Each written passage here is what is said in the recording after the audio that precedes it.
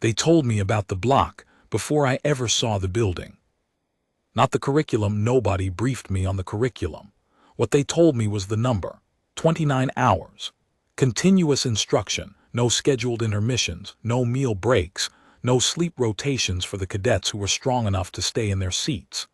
The endurance block at Valoran Academy of Strategic Instruction had been running in its current format for 41 cycles, and in that time it had become the institution's signature trial. Every graduating cadet had survived it. Every outside observer who had attempted to sit through it had not.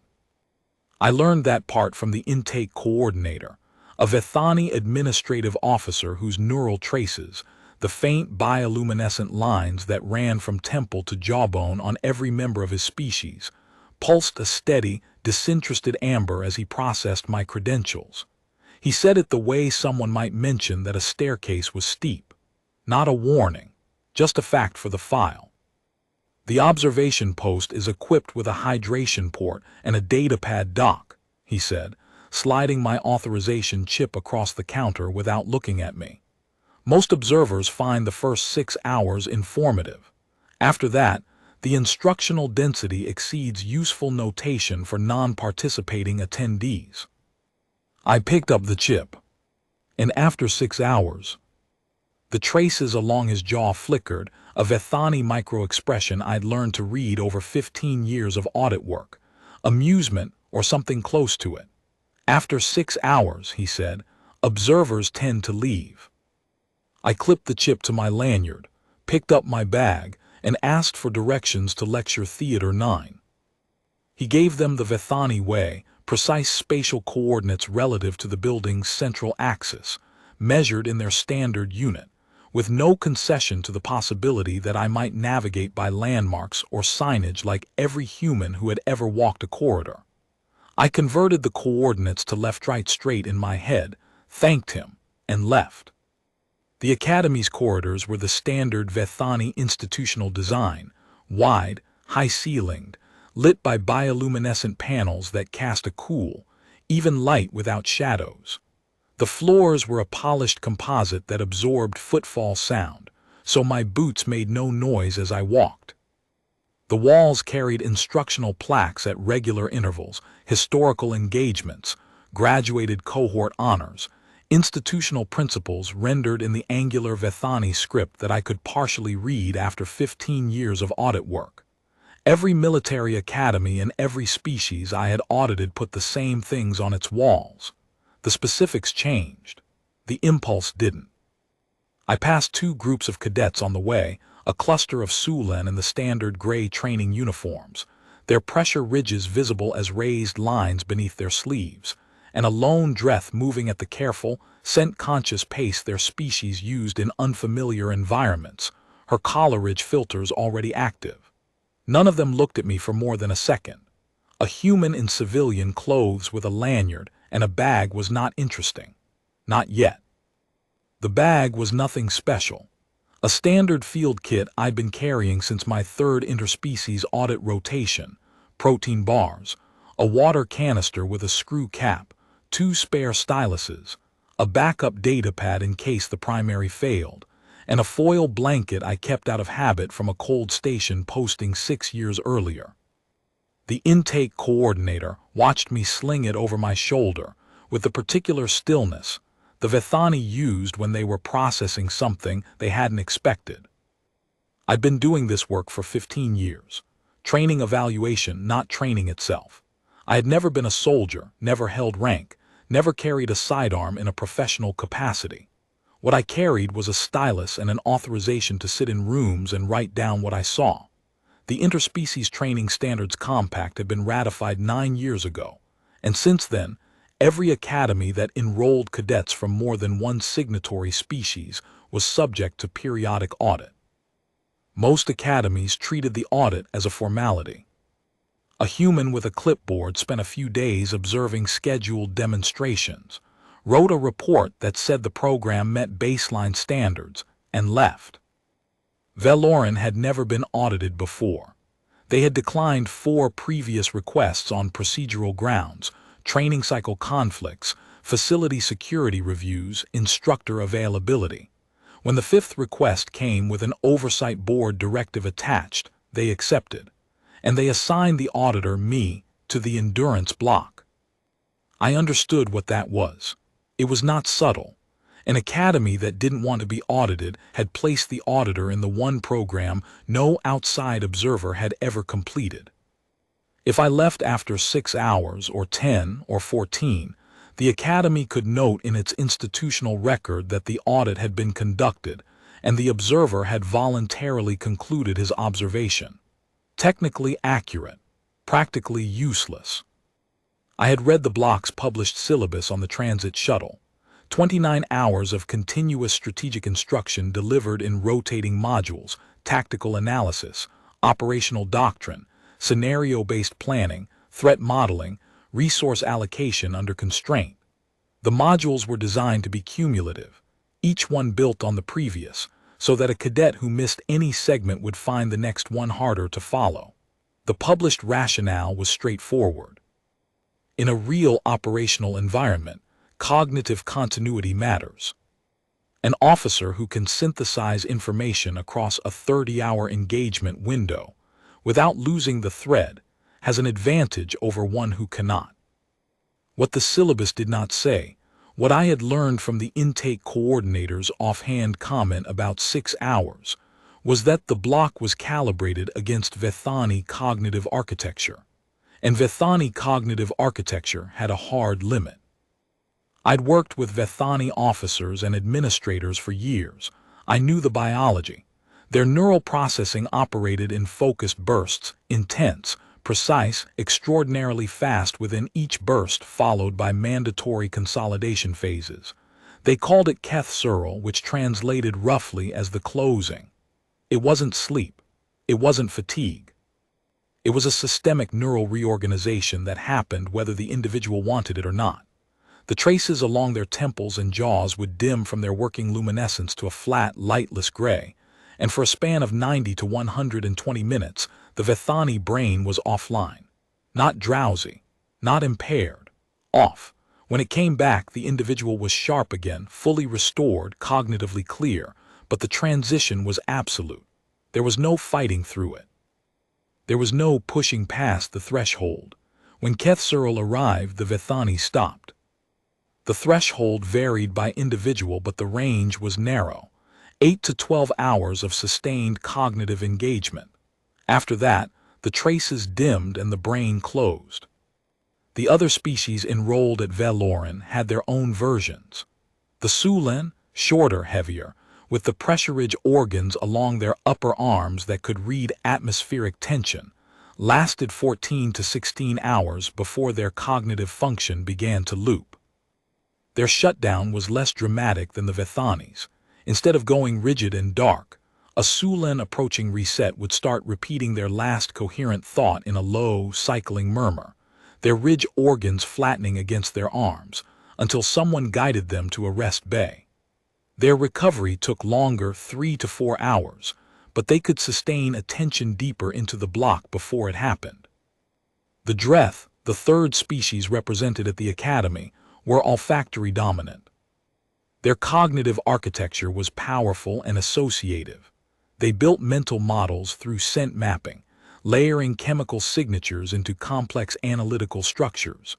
But under sustained load, the olfactory processing centers eventually overwhelmed the higher cognitive functions. A Dreth who had been thinking hard for 10 or 11 hours would start smelling their own thoughts. They described it as a kind of recursive sensory collapse, the analytical framework turning inward, mapping itself, generating phantom scent data that had no external source. It was disorienting, then nauseating, then incapacitating. Recovery required 4 to 5 hours in a low-stimulus environment. Every species in the room had a cliff, a hard edge where sustained cognition stopped being difficult and became impossible. I walked into Lecture Theater 9 carrying my bag, my datapad, and the understanding that the Academy expected me to hit my own cliff somewhere around hour 6. What they did not know, what they had no reason to know, because no one had ever asked, was that humans don't have a cliff. We have a slope. Lecture Theatre 9 was a tiered amphitheater built into the Academy's central instructional block.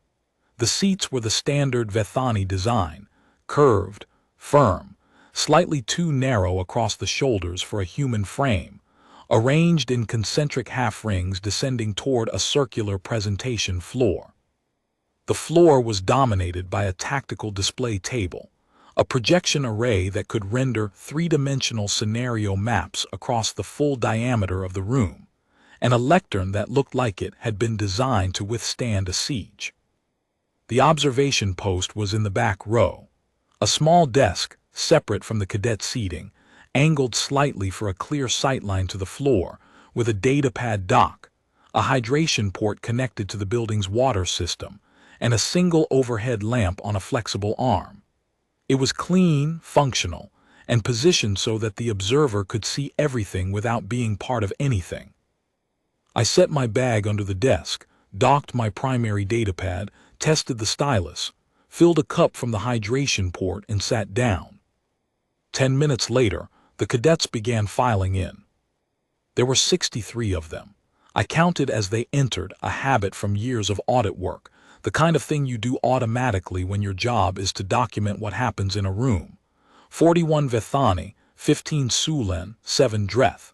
They moved in the particular way cadets move when they know what's coming, not afraid exactly, but calibrated. They had prepared for this. Some carried hydration containers of their own. A few Sulen had small packets of compressed nutrient gel tucked into their uniform pockets. The Dreth had scent-neutral filters clipped to their collar ridges, a precaution against sensory overload during the late hours. They knew their own limits. They had trained for this. I opened a new file on my datapad and wrote the date, the session designation, the cadet count, and the ambient conditions in the room, temperature, lighting level, humidity. Baseline data. The kind of thing no one ever reads in a report until the day it matters. Drill Sergeant Vorkast entered the room at 600 hours exactly. She was Vethani, tall even by the standards of her species, with traces that ran in unusually thick lines from her temples down past her jawline to the base of her neck. The traces glowed a hard, steady white, brighter than any Vethani I had worked with before.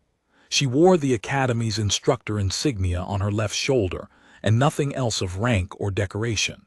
She did not look at me as she crossed the floor to the lectern. She did not need to. The 63 cadets had straightened in their seats the instant she appeared. The room went silent in the time it took her to reach the podium. "The endurance block begins now," she said. Her voice carried the flat, uninfected precision the Vethani used for operational communication. No emphasis, no rhythm, every word placed at the same measured interval. Instructional continuity will be maintained for the published duration. Cognitive support bays are available on Sublevel 2. No cadet is required to remain beyond their functional threshold. Every cadet is required to return within 30 minutes of restoration.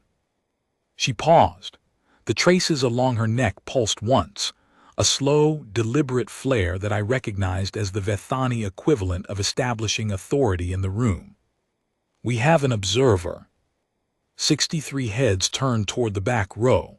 I looked up from my datapad, nodded once, and went back to writing. "Observers are welcome for as long as they find the process useful," Vorkast said. It was the same phrasing the intake coordinator had used. Institutional language. The Academy's polite way of saying, "You'll leave when this gets hard." I wrote 600. Block commenced. Drill Sergeant Vorkast presiding. Opening remarks, 34 seconds. Tone, procedural. No orientation for incoming cohort, assumes prior briefing. Note, observer acknowledged, no credentials reviewed allowed. Query, is observer protocol standardized or ad hoc? Then I underlined the word query and kept listening. The first 4 hours were doctrine. Vorkast taught the way the best Vethani instructors taught, in sharp, compressed bursts of information delivered at a pace that assumed the audience was keeping up. Each burst lasted 8 to 12 minutes, followed by a 2-minute integration pause during which the cadets were expected to consolidate what they'd heard. The pattern was deliberate. It matched the Vethani cognitive rhythm. Burst, process, consolidate. Burst, process, consolidate. The information was dense: fleet positioning theory, engagement window mathematics, withdrawal doctrine under 3 different treaty frameworks, and it was delivered without repetition. If you missed a burst, you missed it. I wrote steadily through all of it, not summaries, full observational notes. What was taught, how it was taught, how the cadets responded, which cadets asked questions for. All Sulin, the Vethani and Dreth stayed silent during the integration pauses. What visual aids were deployed on the tactical display. How long each module ran versus the published syllabus time. By hour 3, I had filled 11 pages of notation. My handwriting was clean and even. My back was comfortable against the chair. I had eaten 1 protein bar at the 90-minute mark and refilled my water cup twice from the hydration port. At hour 4, Vorkast brought in the first assistant instructor, a Vethani named Kev Searle, younger, traces thinner, who took over the tactical display scenarios while Vorkast observed from the side of the room. The transition was smooth. Kev Searle picked up exactly where Vorkast had stopped, mid-module, mid-concept. No recap, no overlap. I noted the transition. I noted that Kev Searle's delivery rhythm was slightly faster than Vorkast's, 7 to 10 minute bursts instead of 8 to 12. I noted that 3 cadets shifted in their seats during the changeover. The way students shift when the new instructor's pacing doesn't match what their processing had calibrated to. Small details. The kind of thing you see when you're watching the room instead of trying to survive it. At hour 6, the first Dreth cadet left. He didn't collapse. He didn't announce his departure. He simply stood slowly, the way the Dreth did everything when their processing was under load, each movement deliberate and over-controlled, and walked to the end of his row. His Coleridge filters, which had been a clean white when the block began, were dark with absorbed chemical load. 6 hours of processing the room's scent environment on top of 6 hours of cognitive effort. The filters were designed to last 12 hours under normal instructional conditions. The endurance block was not normal instructional conditions. He descended the steps to the exit with the careful gait of someone whose sensory processing was beginning to fold inward. At the door, the proctor touched his elbow, a Dreth grounding gesture, providing a point of external tactile reference to anchor the retreating cognition, and guided him through. The remaining 6 Dreth watched him go without expression, but 2 of them adjusted their own filters, and a third shifted her seating position so that the air circulation from the overhead vent hit her filters more directly. The room had been full for 6 hours. 63 cadets, 2 instructors, 3 proctors, and me. The air carried the accumulated biochemical signatures of 3 species under sustained cognitive load, a faint metallic quality from the Vethani neural trace metabolism, a denser organic undertone from the Sulin pressurage secretions, and the complex, layered scent profile the Dreth produced and processed simultaneously. I couldn't parse any of it the way a Dreth could, but I noticed it. The room smelled different at hour 6 than it had at hour 1. More lived in, more worked. I wrote 0600 plus 600 first departure. Dreth, row 4, seat 9. Voluntary, ambulatory, no distress vocalization. Remaining Dreth adjusting scent filters. Query, published Dreth threshold is 1012 HRS. Early departure suggests either individual variation or cumulative stress from unfamiliar instructional scent environment. Follow up. Nobody else left for another 2 hours.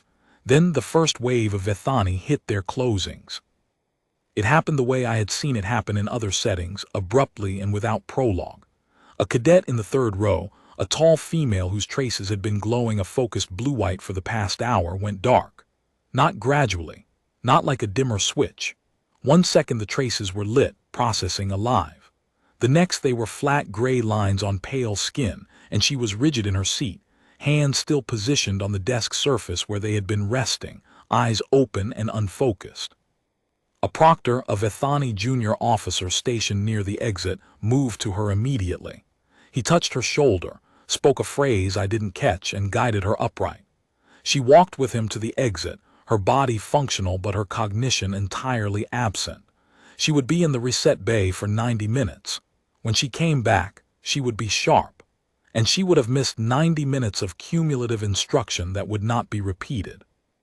3 more Vethani closed within the next 20 minutes, then 2 more, then a cluster of 5 in the 9th hour, their traces going dark in a ripple that moved across the second row like a power grid failing sector by sector.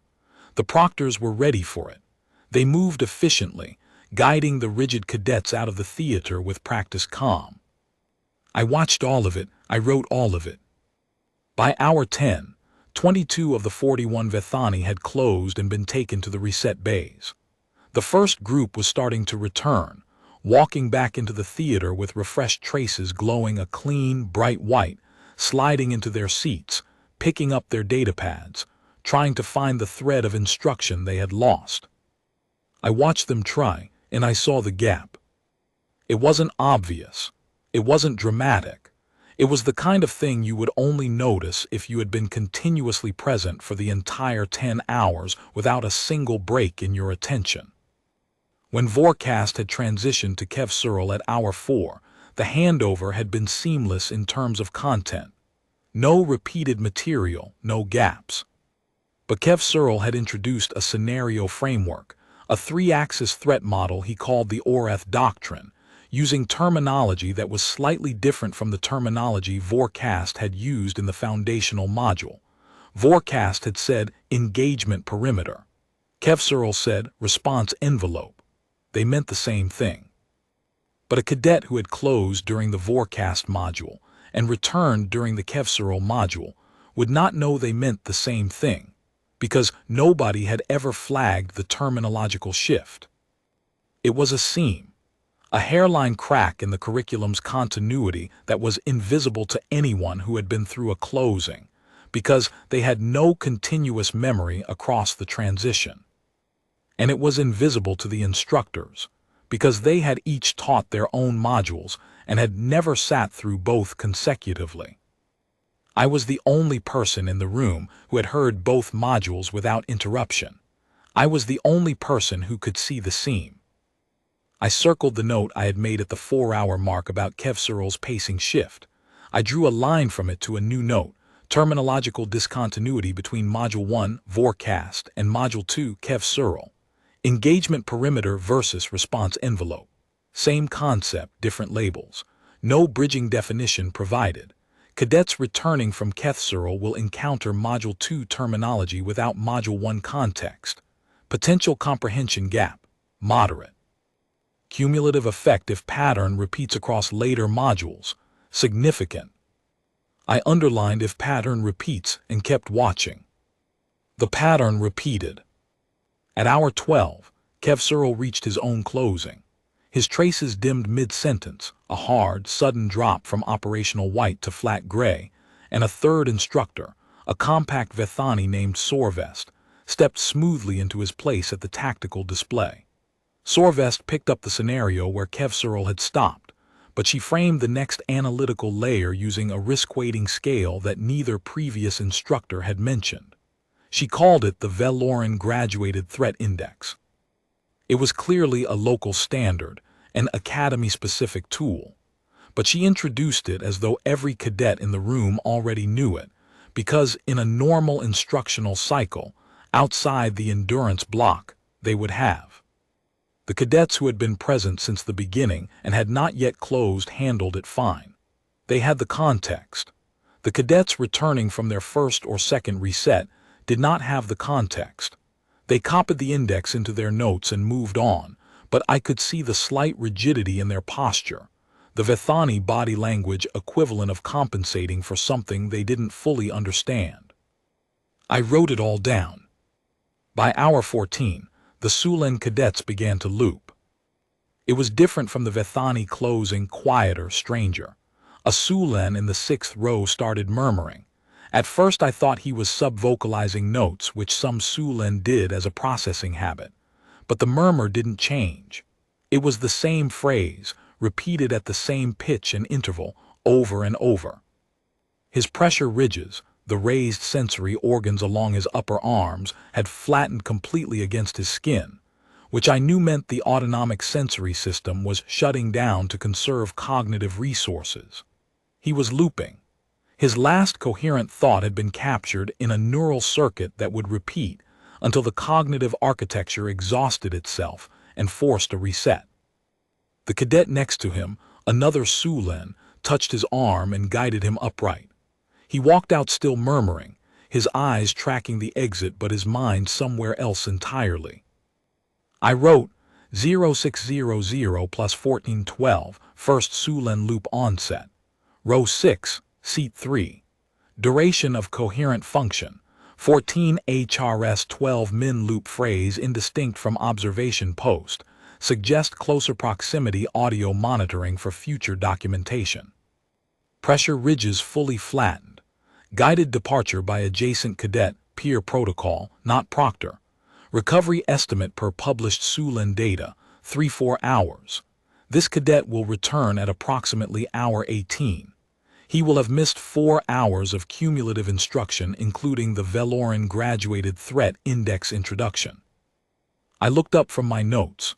Across the theater, Drill Sergeant Vorkast was back at the lectern. She had returned from her own reset at hour 11, traces freshly bright, voice as flat and measured as it had been at 600. She was mid-lecture on resource denial strategy under contested supply lines. She was looking at me. Not at the cadets, not at the tactical display, at me. At the observer in the back row who, 14 hours into the block, was still sitting in the same chair, still writing on the same datapad, still watching the room with the same steady attention he had brought through the door that morning. I had not moved from the observation post except for the single lavatory break at hour 11. My protein bar wrappers, 3 of them, consumed at hours 4, 8, and 12, were stacked neatly under the desk. My water cup had been refilled 7 times. The hydration port's soft hiss when I activated it had become part of the room's background rhythm, like the hum of the projection array's cooling fans or the faint click of the proctor's boots on the steps. The cadets had noticed me at various points throughout the day, the way you notice a piece of furniture that shouldn't be where it is but keeps being there every time you look. A Vethani cadet in the 4th row, a compact, serious male whose traces ran in an unusual double-line pattern, had glanced at me 4 times in the last hour. Each time his expression carried the same trace flicker, a brief pulse of processing that didn't resolve into any recognizable category. He was trying to file me, and his categories didn't fit. I met Vorkast's eyes. I nodded once, the way I always did when an instructor noticed me during an observation, a professional acknowledgement, nothing more. Then I went back to my notes. Her traces flickered. I didn't write that down. Some things are observation, and some things are the start of a conversation that hasn't happened yet. Hour 16. 31 cadets had been through at least 1 reset cycle. 11 had been through 2. The 3 remaining Dreth had all entered recursive scent collapse within 20 minutes of each other. Their filters overwhelmed, their olfactory processing turning inward in exactly the way the literature described, and had been escorted out by proctors who handled them with particular care, guiding them with touch rather than voice because a Dreth in recursive collapse couldn't process auditory input over the roar of phantom chemical data their own brains were generating. The instruction had not stopped, not once, not for a single minute. That was the point of the block. The curriculum was the river, and you stayed in it or you got out and came back and tried to find your place in water that had moved on without you. I had been in my chair for 16 hours. I had eaten 4 protein bars spaced at 4-hour intervals and refilled my water cup 9 times. I had used the lavatory once, at hour 11, during a module transition when nothing new was being introduced. I had stretched my neck and shoulders 3 times without leaving my seat. My handwriting was still clean. My datapad showed 44 pages of notation. I was not fresh. I want to be clear about that. I was not sitting there at hour 16 feeling the way I had felt at hour 1. My eyes were drier. My lower back had settled into a low, familiar ache that I knew from long audit sessions on cold station postings. My attention had narrowed, not shut down, not failed, but narrowed, the way a lens tightens its focus when the light drops. I was not tracking the ambient details of the room the way I had in the first hours, the temperature fluctuations, the humidity, the lighting shifts. I was tracking the instruction, the cadets, the transitions, and the seams, the things that mattered. That was the difference. Not that I wasn't tired. I was tired, but my tired was a gradient, not a boundary. My cognitive function at hour 16 was not what it had been at hour 1. It was perhaps 80%, perhaps 75%, with the reduction concentrated in peripheral awareness and short-term aesthetic processing. The core, the ability to listen, to compare what I was hearing against what I had heard before, to note discrepancies, to hold the thread, was intact. Degraded slightly, but intact. No Vethani in the room could say the same. Their hour 16 function was either 100% if they had just returned from a reset, or 0% if they were approaching their next closing. There was no 75. There was no gradient. There was only on and off. I kept writing. Hour 18. Sorvest, the third instructor, had been replaced by a fourth, Vorcast herself, returning from her second reset of the block. She was crisp and precise, traces white and steady, and she picked up the resource denial module's final segment with the confidence of someone who had taught it hundreds of times. But she made a contradiction. In her first session, hours 0 through 4, she had established a foundational principle, that resource denial under contested supply lines was most effective when applied to the adversary's longest logistical chain. Cut the farthest supply node first, she had said. Force them to consolidate inward. Now at hour 18, presenting the advanced application of the same doctrine, she said the opposite. Apply pressure to the nearest supply node first. Force them to extend outward to compensate. She didn't frame it as a reversal. She didn't acknowledge that she was contradicting her own earlier teaching. She presented it as a continuation, as though the two principles were complementary layers of the same doctrine. And for every cadet who had been through a reset between hour 4 and hour 18, they were, because no cadet in the room had heard both statements in continuous sequence. No cadet had the unbroken thread that would let them recognize the contradiction. They had fragments, pieces of doctrine absorbed before and after their closings, and they were building their understanding from those fragments the way you might assemble a puzzle when someone keeps taking pieces off the table and putting different ones back. I had all the pieces. I had been holding them for 18 hours. I wrote 0600 plus 1822 instructor self-contradiction, Vorcast, Module 1, Hour 2, 14, apply denial to the adversary's longest logistical extension. Module 7, Hour 1822, apply pressure to the nearest supply node. Both presented as foundational doctrine. No reconciliation offered. No cadet present for both statements without intervening Keth Searle. Systemic gap. The endurance block's cumulative structure assumes continuous retention, but the block's duration exceeds every enrolled species' cognitive continuity threshold. The curriculum is testing something it simultaneously makes impossible to learn. I read that last sentence back to myself, then I underlined it twice. Hour 20. The room had changed. Not the instruction continued, relentless as it had for 20 hours, but the room's relationship to me had shifted. I could feel it the way you feel a change in air pressure before weather moves. The cadets returning from their third and fourth resets were looking at me, not with hostility, not with confusion. with something I had seen before in other audit settings but never at this scale: the slow, uneasy recognition that the person in the observation chair was seeing something they could not see. A Sulan cadet in the 7th row, back from his second Lupin reset cycle, had turned fully in his seat to look at me for 6 seconds before his seatmate touched his arm and redirected his attention. A Vethani cadet in the 1st row, one of the strongest, a tall male who had not closed until hour 11, had been glancing at the back row every few minutes since his return.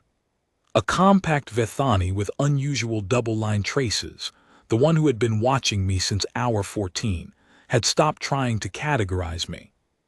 He just looked, briefly, every time he sat back down after a reset, as if confirming I was still there the way you confirm a fixed point on a horizon.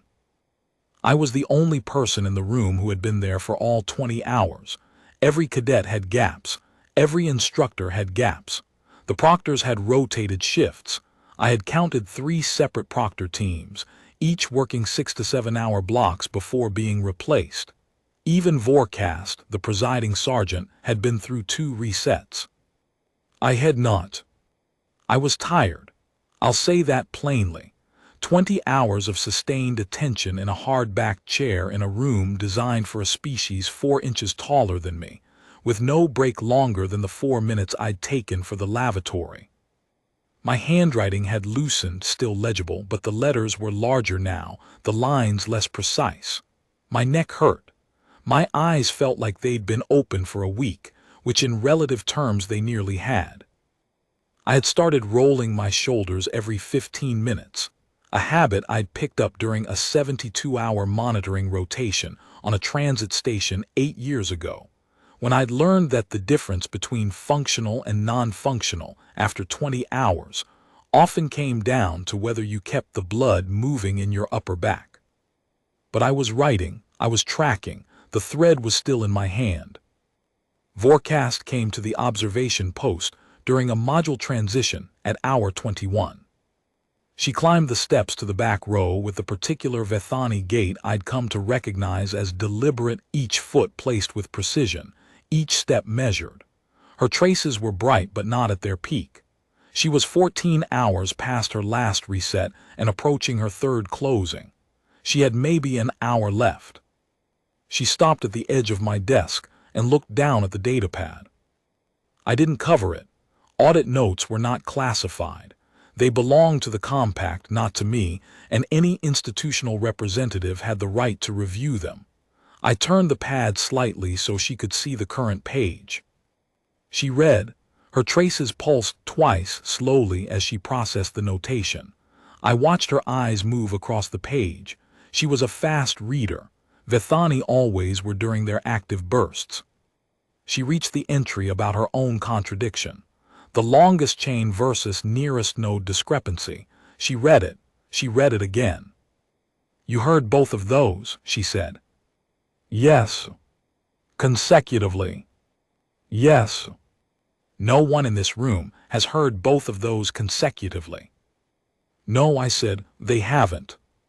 She looked at me the way a structural engineer looks at a load-bearing wall that turns out to be in a different place than the blueprints show. Not anger, not admiration, recalculation. How many pages? She asked. 58. Her traces dimmed, not to gray, not yet, but from white to a cooler blue-white that told me the closing was closer than she wanted it to be. She had maybe 40 minutes. The intake coordinator told you observers leave at 6 hours, she said. He did. Why didn't you? I thought about the question for a moment. It wasn't hostile. It was genuine. The first genuinely curious thing I'd heard from anyone at the academy since I'd arrived. Because the audit requires observation of the full instructional cycle, I said. That's what the authorization covers. The authorization covers your presence. It does not require you to remain for the full duration. No, I said, it doesn't. She waited. Vethani were good at waiting during their active phases. They could hold a silence with the same intensity they held a tactical lecture. I stayed because the block can only be evaluated by someone who has seen all of it, I said, continuously, without gaps. Your curriculum is built on the assumption that cumulative instruction produces integrated learning, but no participant in this room experiences the curriculum cumulatively. They experience fragments, separated by resets, and they assemble those fragments into something that approximates the whole. I needed to see the actual whole to measure how far the approximation falls from it. A cadet in the fifth row, Sulen, back from his first loop, pressure ridges still flat from recovery, turned around to look at us. Vorkast did not break eye contact with me, but her traces flared once in the peripheral awareness pattern I recognized as the Vethani equivalent of noting something without turning to face it. The cadet turned back. She didn't respond immediately. Her traces cycled through two more slow pulses, processing, integrating, the Vethani neural architecture doing what it did best in the time it had left before the closing took it offline. "And how far does it fall?" she said. "I'll have that in the report." She held my gaze for another 3 seconds. Then she descended the steps and returned to the lectern, and the next module began. Hour 23. The Dreth cadets had returned from their second recovery cycle, their filters freshly charged, their scent processing fragile and over-careful in the way Dreth became after recursive collapse. They were functional, but they were handling the instruction like someone handling a blade they'd already cut themselves on respectfully, at a distance. Vorkast had closed at hour 22. Her traces had gone dark between one sentence and the next, mid-word, mid-concept, and 2 proctors had moved to her immediately with the practice speed of an escort team that had done this before. She went rigid in the way all Vethani did, her body locked upright, her hands still on the lectern. They guided her out.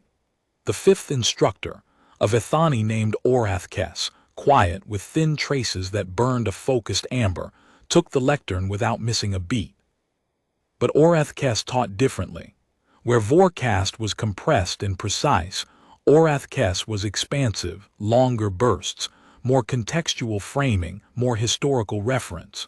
His integration pauses were shorter, which meant the Vethani cadets had less consolidation time between segments. 3 cadets closed within 20 minutes of his taking the floor. His pacing was mismatched to their rhythm, and he either didn't notice or didn't adjust. I wrote it down, page 61.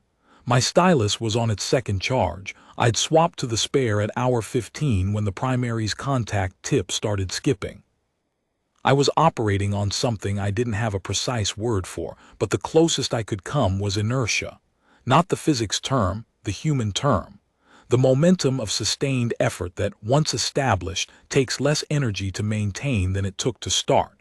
My body was tired. Genuinely tired. The ache in my back had migrated to a band across my lower ribs. My eyes burned in a steady, low way that had moved past discomfort into something almost neutral. A sensation I registered without reacting to, the way you register the hum of a ventilation system after enough hours in a room. My hands were slower. My thought process was narrower. But the thread was still there.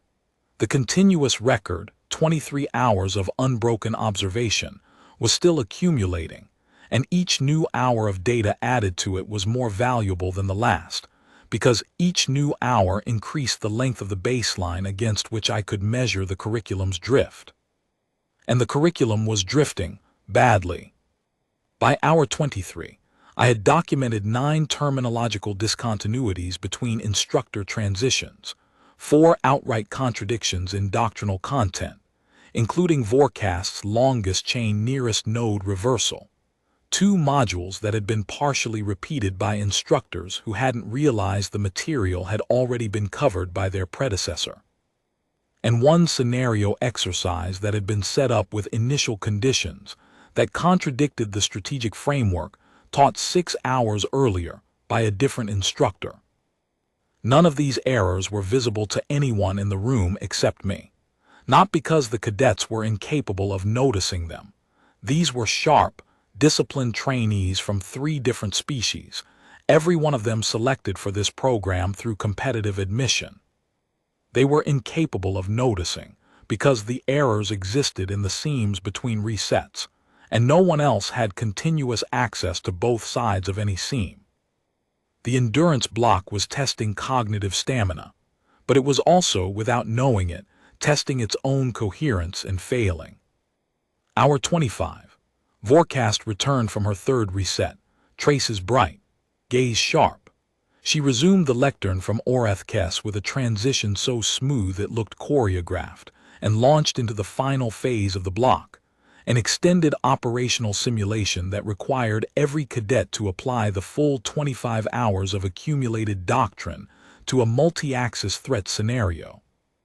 The cadets who were currently in their active phases performed well. Their bursts of cognition were powerful, focused, and fast. They attacked the scenario with the precision their neural architecture was built for. But they attacked it with fragments. A Vethani cadet in the second row applied the nearest node denial strategy from Vorkast's Hour 18 lecture, without reconciling it against the longest chain principle from her Hour 2 lecture, because he had been in Keth Searle during the earlier session and had never heard it. A Sulen cadet built a resource allocation model using Oreth historical framework, but ignored Sorvest's graduated threat index, because she had been looping when Sorvest introduced it. A Dreth cadet constructed an elegant scent-mapped threat assessment that incorporated none of the tactical display data from the first 6 hours, because he had been in recursive collapse when it was presented, and his filters hadn't been able to reconstruct the chemical context after recovery. They were smart, they were trained, they were doing their best with what they had. What they had was not the whole picture. It was a mosaic of bright shards with dark spaces between them, where the closings and loops and collapses had taken pieces away. I was looking at the whole picture. It was the only whole picture anyone had ever had of this curriculum, because I was the first person who had ever watched it from start to finish without blinking. The compact Vethani with the double-line traces, the one who had been watching me since Hour 14, was one of the strongest performers in the scenario exercise. He had only closed twice in 25 hours, which put him near the far edge of his species' endurance range. His scenario response was coherent, tightly structured, and built on a solid doctrinal foundation. But even his work had a gap. He had missed Kev Searle's full introduction of the Oreth doctrine framework during his first closing, and he had reconstructed it from context and peer notes when he returned. His reconstruction was close, but it was not exact. He had the architecture of the doctrine right and one of its 3 axes wrong, and his scenario response reflected the error cleanly. He didn't know. No one would tell him, because no one else present knew either. I knew. I wrote it down. Page 69. My hand was aching now, not the sharp cramp from earlier, but a deep, settled fatigue in the tendons that ran from my wrist to my elbow. I had been gripping a stylus for 25 hours with only the brief transitions between modules to rest my fingers. My handwriting on page 67 was rough. The letters were large and unevenly spaced. My hand was cramping in the web between thumb and forefinger, a specific, familiar pain I knew from marathon documentation sessions on long-haul audit rotations. I pressed my thumb into the cramp, worked it for 10 seconds, switched the stylus to my other hand, and kept writing. At Hour 27, Vorkast gave the cadets a scenario debrief. She stood at the lectern and walked through their responses, identifying strengths and weaknesses, praising tactical creativity where she saw it, correcting doctrinal errors where she found them. She corrected the Vethani cadet's nearest node strategy, told him the doctrine required longest chain denial as the foundational approach. She did not mention that she herself had taught the opposite 12 hours earlier. She may not have remembered. She had been through 3 resets since then. Her continuous memory of her own instruction was as fragmented as her cadets. I wrote 0600 plus 2703. Vorkast corrects Cadet Threlon's nearest node application. cites longest chain doctrine as foundational, does not acknowledge that she introduced nearest node as foundational in Module 7, Hour 18, 22. Probable cause. Instructor's own Kethseral cycles between Module 1 and Module 7 have fragmented her continuous awareness of her own teaching sequence. The endurance blocks cognitive demands affect the instructors as well as the cadets. The curriculum is not merely testing fragmented learners. It is being delivered by fragmented teachers. I underline the last sentence. Hour 28. The final module. Forecast was delivering closing doctrine, the strategic principles the cadets were expected to carry out of the block as their core operational framework.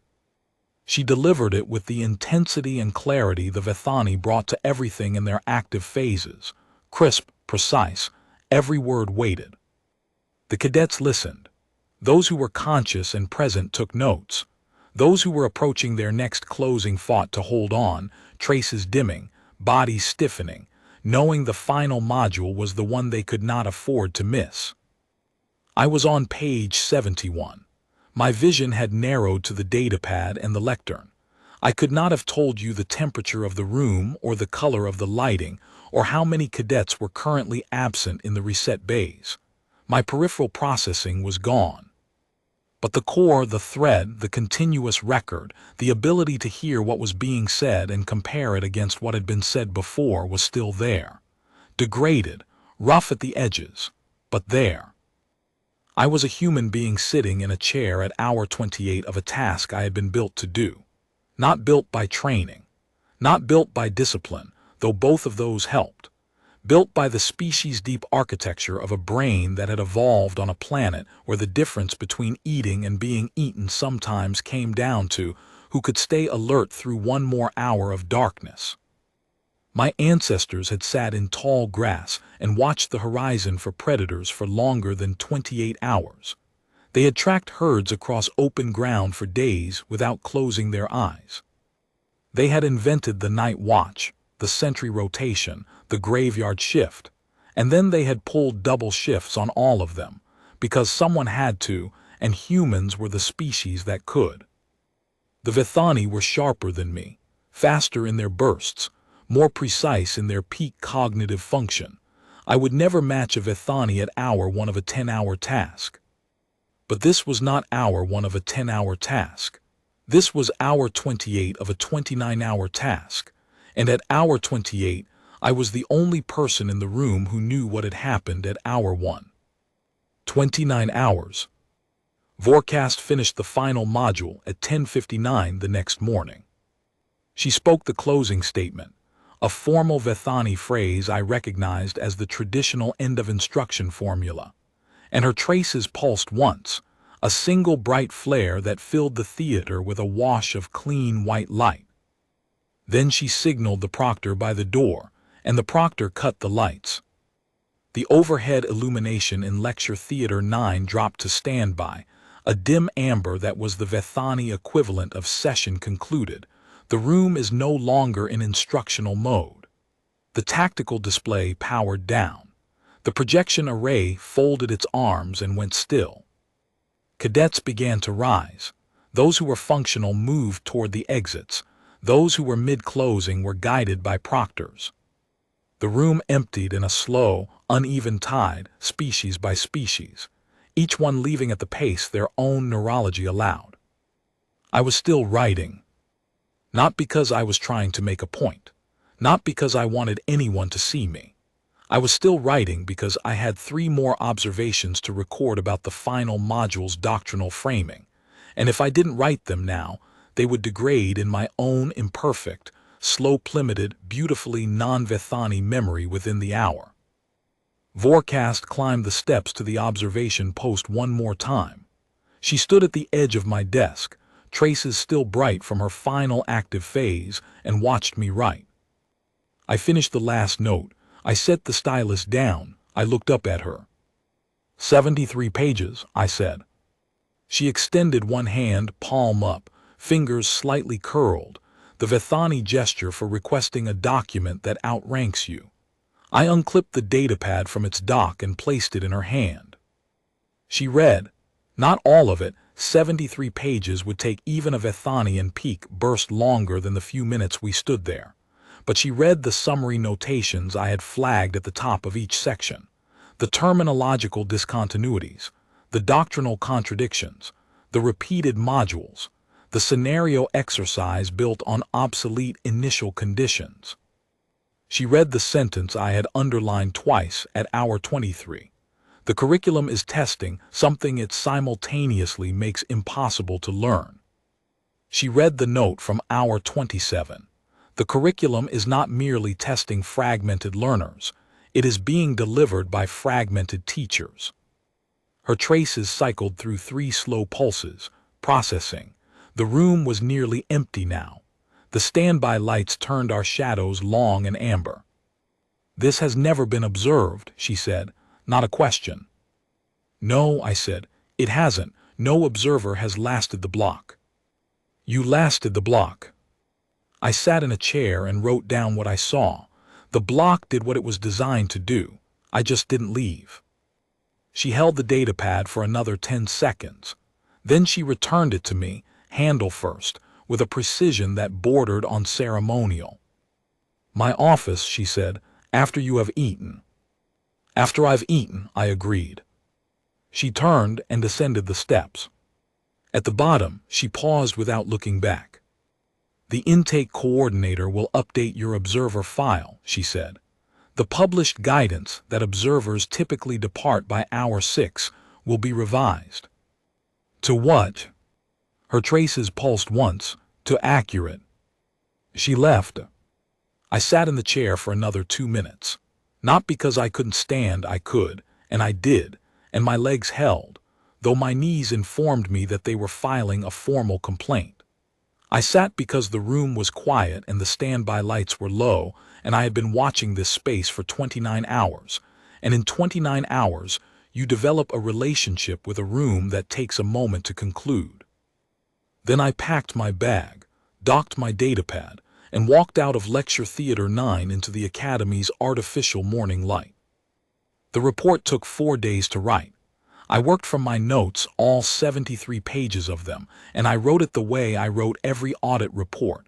Findings, evidence, analysis, recommendations. No rhetoric, no judgment, just what I had seen, measured against what the curriculum was designed to do. The findings were not kind. The endurance block, as constituted, did not test cognitive stamina in the way its published rationale claimed. It tested the ability to assemble fragmented knowledge across interrupted cognitive cycles, a valuable skill, but a different one, and one the curriculum did not acknowledge or deliberately train. The doctrinal contradictions between instructor rotations meant that cadets were not learning a coherent strategic framework.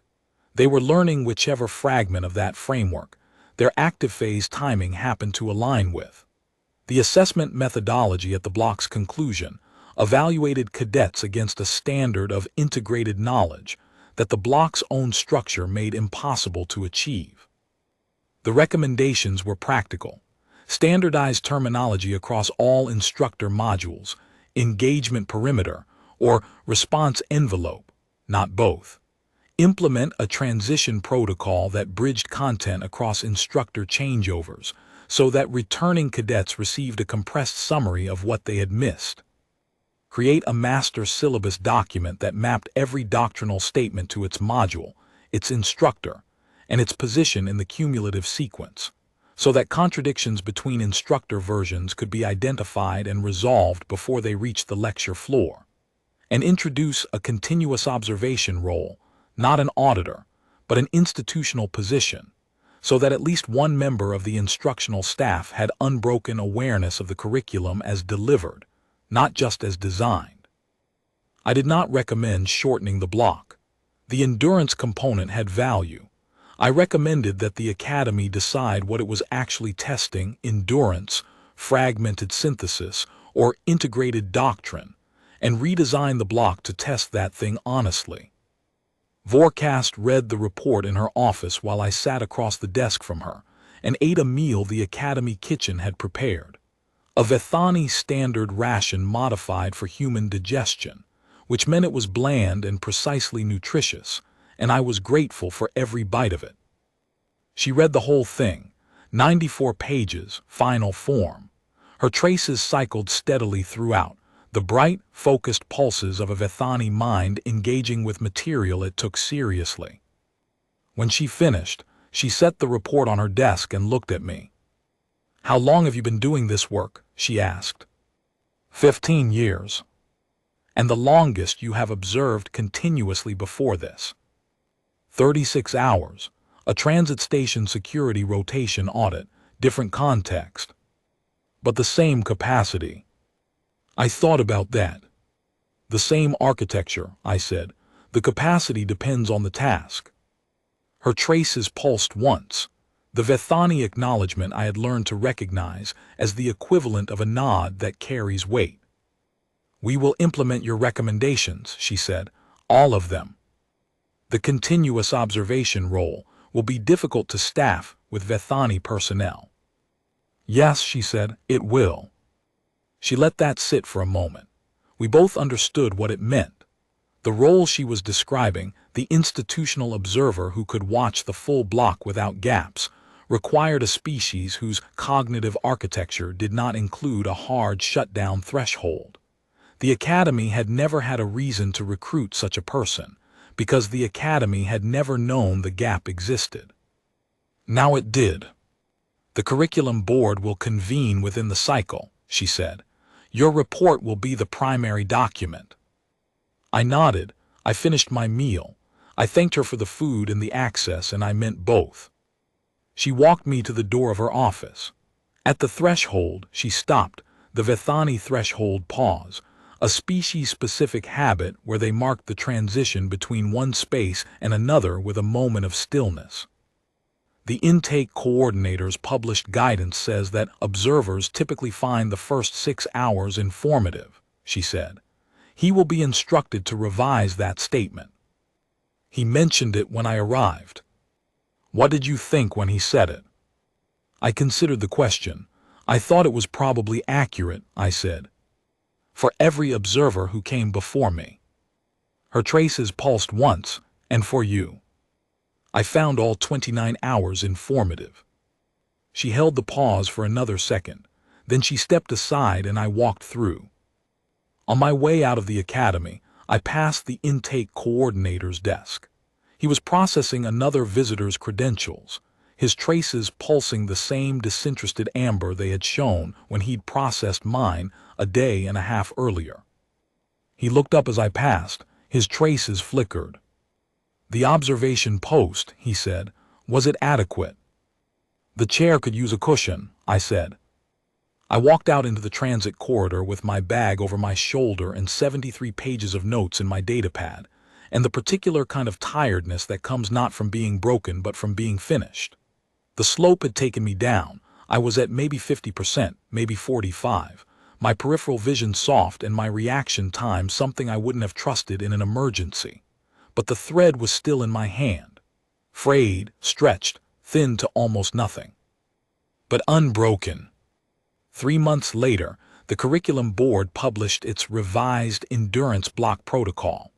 The terminological standards were unified. The instructor transition bridging protocol was implemented. The continuous observation role was created and designated as a permanent institutional position, the first such role in any Vethani-administered academy. The position listing specified no species requirement, but the duty description read, "Must be capable of sustained cognitive function across the full published duration of the endurance block without scheduled interruption." I heard about it from a colleague in the standards office who forwarded me the listing with a one-line note. They wrote a job description for your species without naming your species. I read the listing. I read it again. Then I closed the file and poured myself a cup of coffee, a beverage no other known spacefaring species had independently invented, brewed from the roasted seeds of a plant that produced a chemical compound specifically calibrated to extend the duration of sustained human wakefulness. And I drank it slowly in a quiet room with the lights on.